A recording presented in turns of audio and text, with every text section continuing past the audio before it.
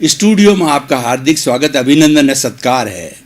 सनातन सत्य, दृष्टि विज्ञान, जैसी दृष्टि वैसी सृष्टि कार्यक्रम के अंतर्गत हम आपको यूनिवर्सल ट्रुथ बताते हैं, सार्वभौम सत्य बताते हैं, जीवन की सच्चाई बताते हैं, जीवन का अल्टीमेट ट्रुथ बताते हैं। और ये सारा कार्य कुदरती रचना और कुदरत के कानून के अंतर्गत होता है और प्रतिदिन नए नए विषयों के माध्यम से होता है। तो आज हमारा बहुत ही सुंदर विषय हमारे सामने जो लेकर के हम प्रस्तुत हो रहे हैं। तो आज का विषय है प्रतीति, जागृति और अनुभव। भाई और बहनों, 3 शब्द है, त्रिवेणी संगम, सत्यम शिवम सुंदरम, सम्यक दर्शन सम्यक ज्ञान चारित्राणी मोक्ष मार्ग है। और गंगा जमुना सरस्वती, 3 का संगम। तो ये त्रिवेणी संगम है। प्रतीति का अर्थ होता है एहसास करवाना, कोई भी चीज को रियलाइज कराना, एक भीतर जो है वो बात बिठा देना, दिमाग में, विचार में, अस्थि मज्जा तक बात को पहुंचा देना प्रतीति कहलाती है। उसके बाद के अंदर आपका व्यू चेंज नहीं होता है और आप एक स्थिर विचारधारा के साथ में जुड़ जाते हो। सूरदास की काली कमरिया चढ़े न दूजो रंग। जब प्रतीति करा दी जाती, किसी चीज़ का एहसास गहरा करवा दिया जाता है, गहरा एहसास करवा दिया जाता है, तो फिर हमारा चिंतन इधर उधर नहीं डोलता है, हम स्थिर हो जाते हैं। और दूसरा है जागृति। जागृति का अर्थ होता है कि रियल पुरुषार्थ करना, आपको आगे बढ़ना, हर क्षण एक ही चीज की स्मृति होना, विस्मृति कभी न होना, वो जागृति कहलाता है। बिना सोए हुए रहना, जागृत अवस्था में रहना। व्यक्ति जागृत अवस्था में होता है तो उसको विस्मृति नहीं होती है। जागृति का अर्थ होता है विस्मृति का न होना। और तीसरा है अनुभव। जब हम जागृति करते जाते हैं तो धीरे धीरे वह चीज़ हमारी अनुभवजन्य हो जाती है। फिर ना तो प्रतीति की आवश्यकता होती है, न जागृति की अवस्था होती है या आवश्यकता होती है। वह हमारे जो है वो अस्थि मज्जा में चला जाता है, वह हमारे अवचेतन मन में चला जाता है, हमारी ल्यूमिनस बॉडी में चला जाता है, हमारे सबकॉन्शियस माइंड में चला जाता। फिर कभी विस्मृति नहीं होती है। और अनुभव जो है वो शब्दों के परे होता है। जो शब्दों के परे होता है, जो वाइब्रेशन के जगत में होता है, वही सनातन सत्य है, वही अल्टीमेट ट्रुथ है, वही सार्वभौम सत्य है। वो हम आपको बताना चाहते हैं। ये तीनों जो मैंने बातें कही, ये किसके लिए? ये आत्मा की जागृति के लिए। आपके जो भीतर प्रभु बैठा है, उस प्रभु की जागृति के लिए, उस प्रभु की प्रतीति कराने के लिए, उस प्रभु का अनुभव कराने के लिए। आपको कभी कभी अनुभव होता, मैं बोल रहा हूँ तो मुझे अनुभव होता है कि कोई न कोई ऐसी शक्ति है जो मैं बुला रही है, मेरे हाथ पांव हिला रही है और मेरा हर कार्य हो रहा है। तो वो शक्ति जो दिखाई नहीं देती है, वह शक्ति हमारी आत्मा है, जिसको कि हम परम पिता परमेश्वर प्रभु कहते हैं। वो हमारे भीतर जो है परमात्मा शुद्ध रूप के अंदर विराजमान है और वो हमारा गंतव्य है, वो हमारा लक्ष्य है, वो हमारा एम है, वो हमारा साध्य है, वो हमें प्राप्त करना है। देखिए कि मनुष्य जीवन हमको मिला है, ये बहुत ही दुर्लभ जीवन है।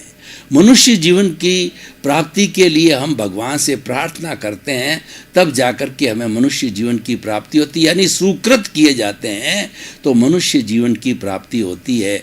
मनुष्य जीवन की प्राप्ति कब होती है? सरलता के माध्यम से, किसी को धोखा न देकर और भीतर करुणा के भाव होना, किसी के दुख के अंदर हम द्रवित हो जाना, हमको जो है महसूस होने लग जावे बेचारा दुखी है, उसकी मदद करनी चाहिए, जितना मेरे से बन पड़े उसकी मदद करना, यानी live and let others live, परस्परोपग्रो जीवानाम। हम जब दूसरों की केयर करने लग जाते हैं, इस समष्टि के और इस सृष्टि के दूसरे प्राणियों की हम केयर करने लग जाते हैं, तो फिर जो है वो हमारा आत्मा प्रकट होने लग जाता है। तो भाई और बहनों, प्रीति, जागृति और अनुभव हमें आत्मा का करना है। और मनुष्य जीवन की जो मैं बात कर रहा था, ये इसीलिए मिला है, इसका अल्टीमेट लक्ष्य यही है कि अपने आप की पहचान करना। पहचान करो कि मैं कौन हूँ, और भीतर आपके 3 तरह के प्रश्नों का स्वयं जवाब दो कि मैं कौन हूँ, मैं कहाँ से आया हूँ, मुझे कहाँ जाना है। यानी आपके अस्तित्व को स्वीकार करो, अस्तित्व का रियलाइजेशन करो, अपने अस्तित्व को पहचानो। दुनिया बहुत बड़ी है, अगर आपने अपने अस्तित्व को पहचान लिया तो पूरी दुनिया को पहचान लिया। इसीलिए भगवान महावीर ने कहा कि जे एगे जाने ते सब्बे जाने, जे सब्बे जाने ते एगे जाने। जिसने केवल एक आत्म तत्व को जान लिया, उसने पूरे ब्रह्मांड को जान लिया। जिसने पूरे ब्रह्मांड को जान लिया, उसने एक आत्म तत्व को जान लिया। क्योंकि जो आत्म तत्व है ब्रह्मांड का सर्वोत्तम तत्व है, और ब्रह्मांड उसी के अंदर समाया हुआ है। जे पिंडे ते ब्रह्मांडे, जो हमारा शरीर है वो ब्रह्मांड का प्रतिनिधित्व करता है। जो पिंड के अंदर वही ब्रह्मांड में, जो ब्रह्मांड में वही पिंड में है, तो प्रतिनिधित्व करता है। जैसे कि मान लीजिए कि हमारी भारत सरकार है, तो भारत सरकार का प्रतिनिधित्व करने वाला प्रधानमंत्री है। राज्य सरकार है तो राज्य सरकार का प्रतिनिधित्व करने वाला मुख्यमंत्री होता है। बड़ी जॉइंट फैमिली होता है, जो उसका हेड ऑफ द फैमिली होता है, उसका जो दादा होता है उसका प्रतिनिधित्व करने वाला होता है। जॉइंट फैमिली में 100 मेंबर है, वो 100 मेंबर तो कहीं जा नहीं सकते, वो तो एक प्रतिनिधि जाता है। हमारे देश के भारत के प्रधानमंत्री जब यूएनओ में मीटिंग होती है या किसी दूसरे देश के साथ वार्ता होती है, तो भारत का प्रतिनिधित्व करने के लिए प्रधानमंत्री जाते हैं। तो भाई और बहनों, ये हमारी आत्मा ब्रह्मांड का प्रतिनिधित्व करती है, और उसके अंदर वही जो है सत्व, रजस और तमस, जो गुण हमारे ब्रह्मांड में है, वात, पित्त और कफ जो हमारे ब्रह्मांड के अंदर है, वही हमारी बॉडी में है। जो ब्रह्मांड है पंचभूत का बना हुआ है, पृथ्वी, जल, अग्नि, वायु और आकाश का बना हुआ है। ये पुतला भी उसी में से निकला हुआ और उसी का बना हुआ है, क्योंकि उसी का प्रतिनिधित्व करता है।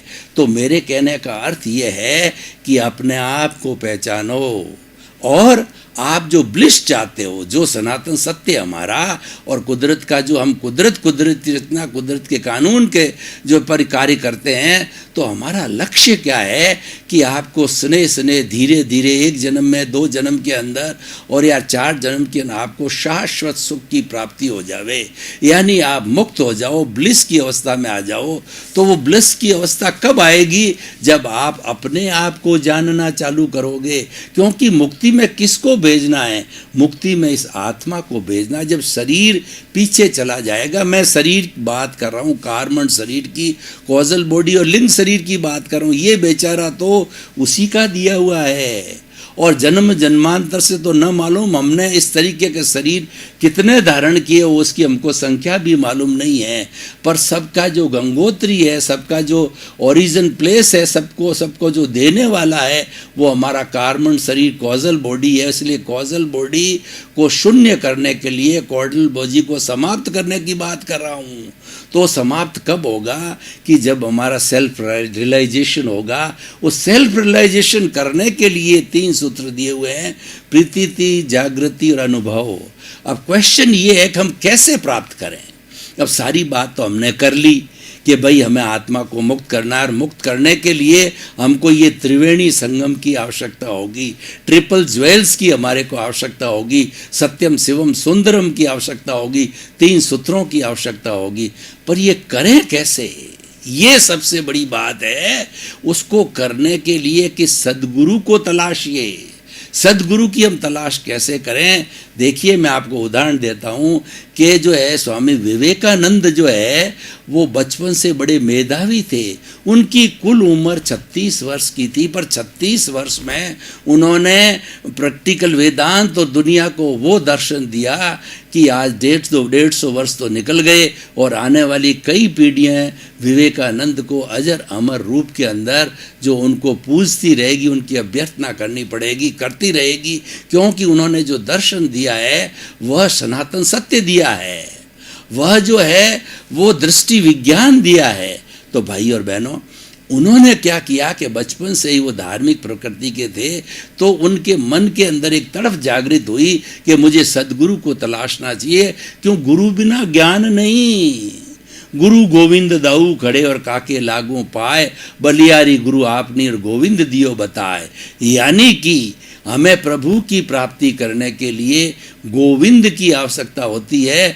तो वो गोविंद जो भगवान है वह गुरु के द्वारा ही बताया जा सकता है। तो उन्होंने खोज जारी करी कि किस तरीके से जो है मैं भगवान को प्राप्त कर सकता हूँ। वो बहुत से गुरुओं से मिले, लेकिन गुरु कोई भी उनके जो है महापदंड के मुताबिक, पैरामीटर्स के मुताबिक खरा नहीं उतरा।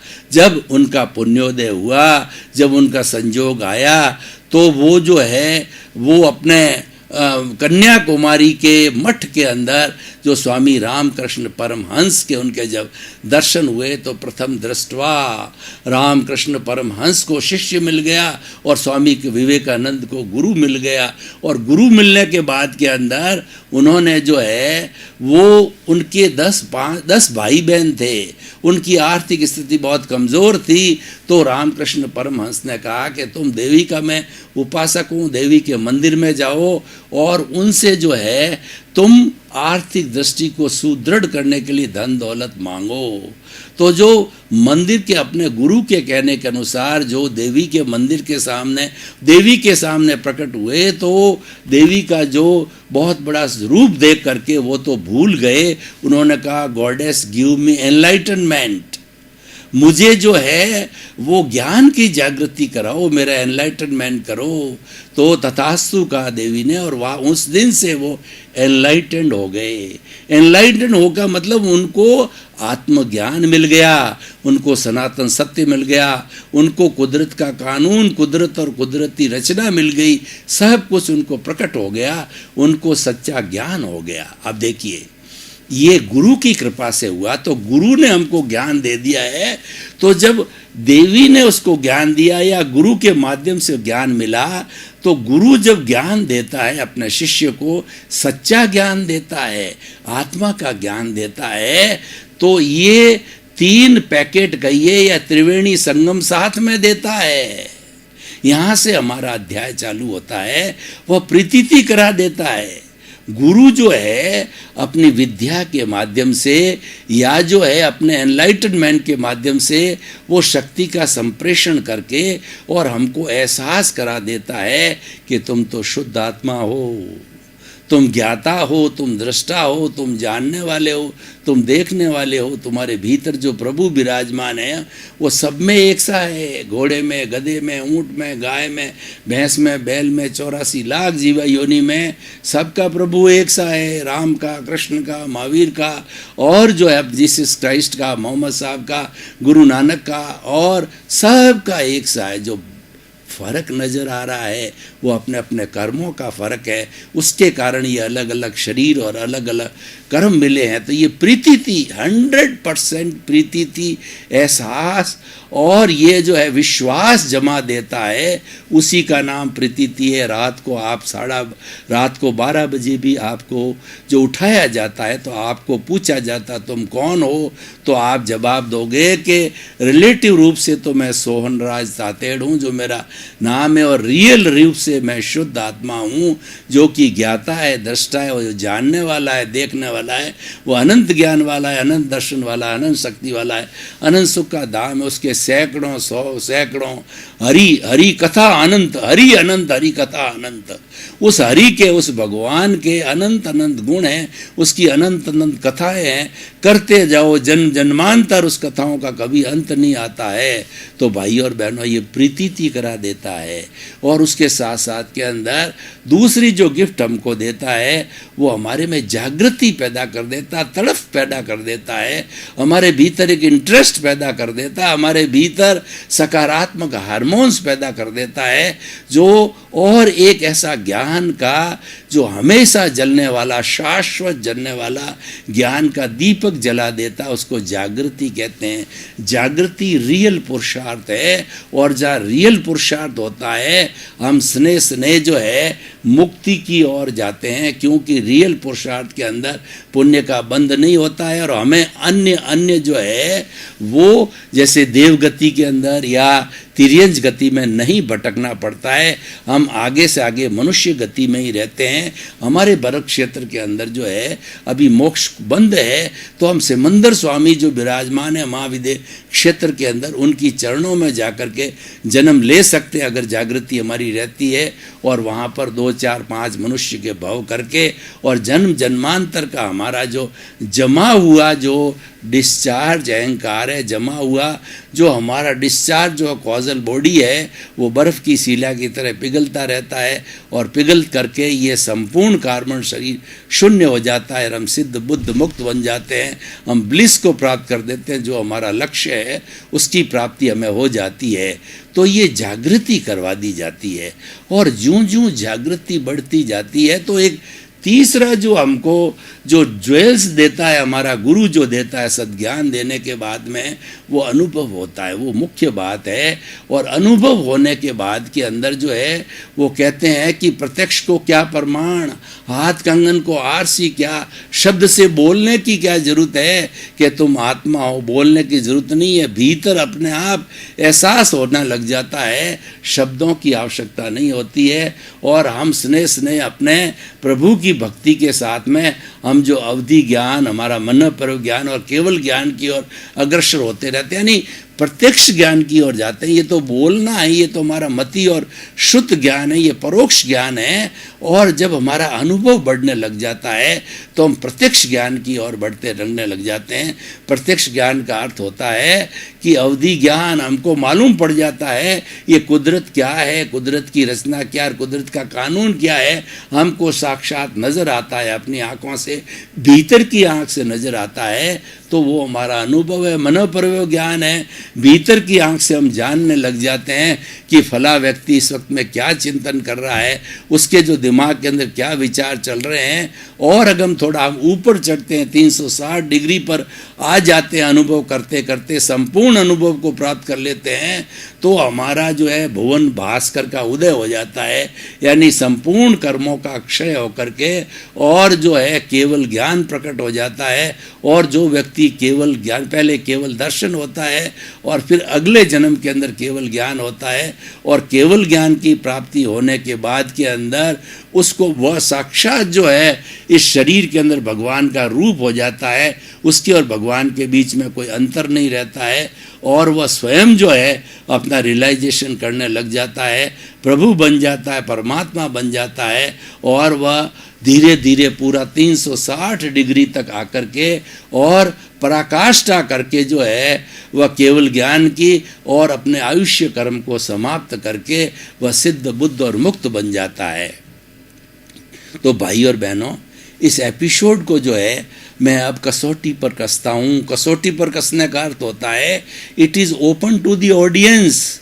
आप सबके लिए मैं 0 आवर्स के अंदर ओपन करता हूँ, यानी आपके सुझाव, आपका मंतव्य और जो आपके विचार, आपके प्रश्न, आपकी जिज्ञासा को इनवाइट करता हूँ, और हम सब मिलकर के इस एपिसोड की रिलीवेंस, इसकी सामाजिक उपयोगिता, इसकी वायबिलिटी जानेंगे कि ये हमारा एपिसोड जो हमने ये बात करी है प्रीति जागृति और अनुभव की, ये किस तरीके से व्यक्ति को लाभान्वित कर सकता है, और व्यक्ति जब लाभान्वित होता है तो किस तरीके से समाज और देश और विश्व लाभान्वित होता है, वह उसके करस्पॉन्डिंग है। सबसे पहले मनुष्य लाभान्वित होना चाहिए, क्योंकि मनुष्य समाज की इकाई है, मनुष्य विश्व की इकाई है। इसलिए कहा गया है कि सुधरे व्यक्ति समाज व्यक्ति से राष्ट्र स्वयं सुधरेगा। अगर राष्ट्र को सुधारना चाहते हो, विश्व को सुधारना चाहते हो, तो व्यक्ति को सुधारो, क्योंकि व्यक्ति जो है सबसे छोटी इकाई है। जब सबसे छोटी इकाई शुद्ध हो जाती है, जीरो शुद्ध हो जाता है, तो 1 2 3 4 5 7 8 9 सब शुद्ध होने लग जाते हैं।